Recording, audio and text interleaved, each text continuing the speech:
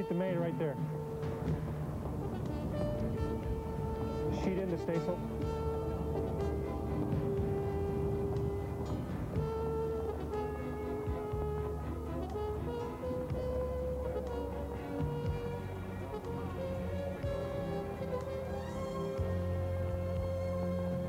It has this feeling of safety about it because she's so solidly built. That's why she lasted 100 years. It's nice to sail a large boat. You don't have the opportunity to do that much anymore. There are not that many large boats out there where you can put 20, 30 people together. You can be strolling around and talking to each other and taking care of the business of the boat. And she's more like a small ship than she is a boat. So that's a nice feeling. The Scow Schooner Alma is preparing to sail.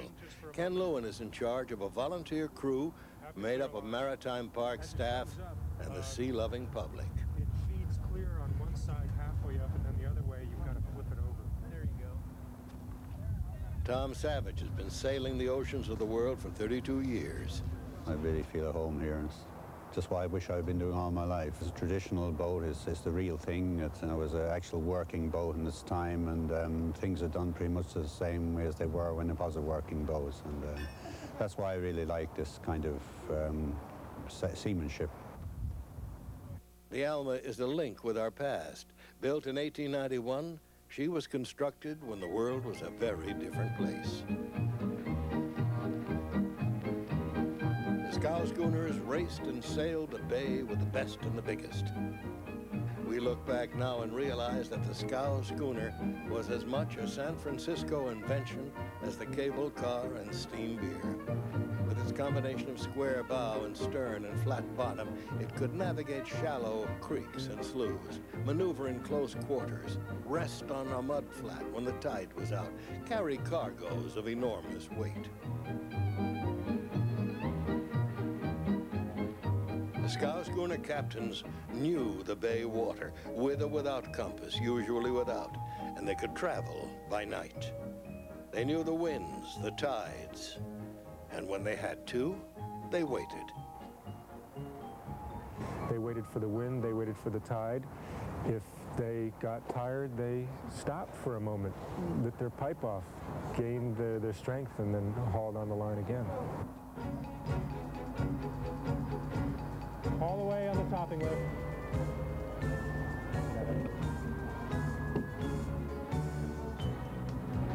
That's well on the topping lift. There are a lot of strings to pull, at first glance, but when you understand what each line does, it's really very straightforward.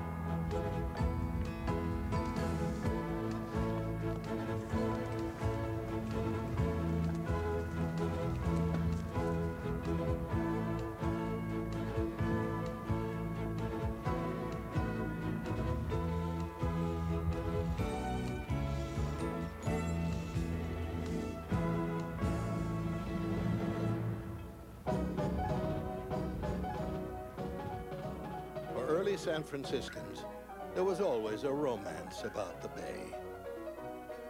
Scow captains knew that, but they knew the bay also as a lifeline of commerce.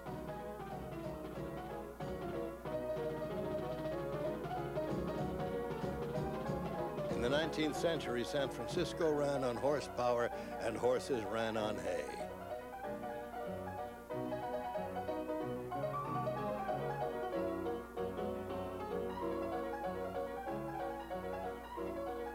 Buildings were brick, streets were cobblestone.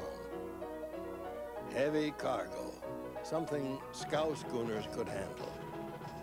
Something the rugged scow schooner crews could manage.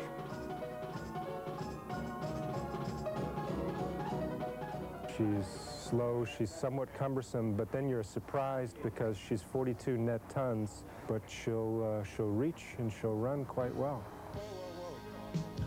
Okay, don't even try to haul until we've headed into it. Look what just happened.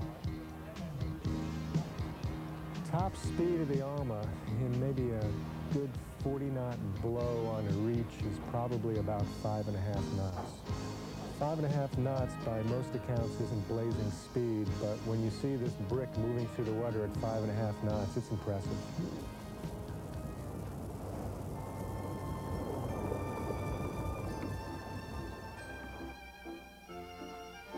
scows connected a vast system of ports and landings: Alviso, Petaluma, Port Costa.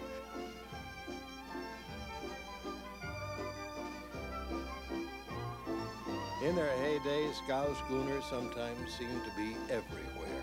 In the second half of the 19th century, the early years of the 20th, there were 200 or more of these vessels sailing the waterways of the Bay Area. The Bay Area was one of the few urban centers on Earth where such a vessel could be so useful, so perfectly adapted to the needs of its time. I never had a chance to speak with any of the guys who worked on them on the sail. I would have liked to do so, but they probably took their time. A lot of hard work when they were actually having to work at the rigging and the sails, raising sails. But once I had them up, I suppose they just dodged along at whatever speed they would go. I think the secret was not being in a hurry.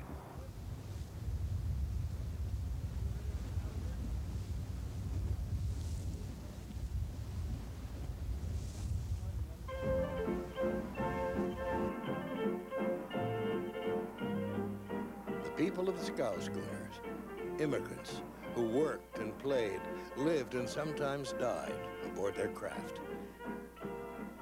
There were the builders, a man like Pop Anderson, a carpenter who acquired his own shipbuilding firm. And there was Henrietta Munder, who crossed the Isthmus of Panama on a mule and later sewed sails for scow schooners. And there was Gus Lawrence, who could never resist combining work with drink. The cruise might be gone a day or a week, but unlike world-adventuring deep-sea sailors, scow schooner people could come home to their families and live in a great city, a city full of entertainment from the gold rush on.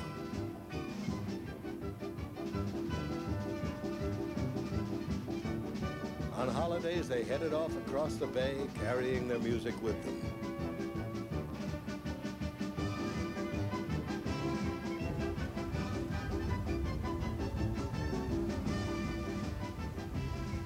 There will probably not be a need to design a boat like the Alma again, because the Alma was really superseded by tanker trucks, by semi-trucks. She was the semi-truck of the era. And I don't see that there's going to be a particular need for basically small sailing barges ever again. As the 20th century opened, the world kept moving in on San Francisco. Millions brought their dreams to the shores of the bay. And even the hard-working scow crews wouldn't be able to keep up with the changes. The vessels were first motorized and later discarded, one by one, slowly, quietly. Now only the Alma remains, restored and kept up by park staff and citizen volunteers.